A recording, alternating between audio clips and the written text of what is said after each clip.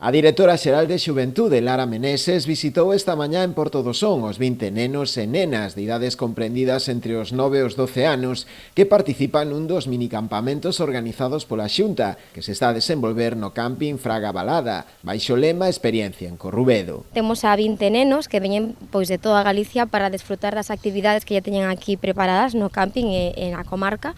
E estes minicampamentos son para nenos de entre 9 e 12 anos e duran menos do habitual, non son 5 días simplemente, non son como os campamentos habituais que duran entre 8 e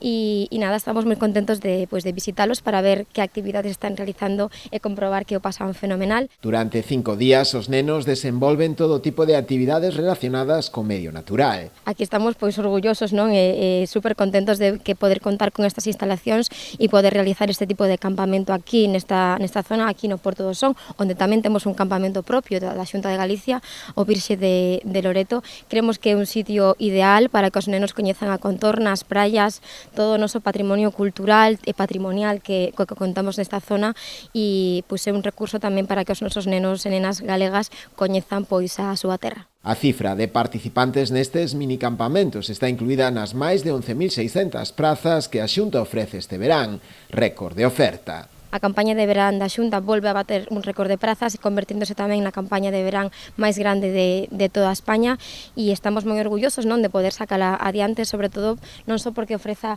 un recurso de ocio saludable para os nosos nenos e nenas, sino tamén que ofrece un recurso de conciliación para todas as familias.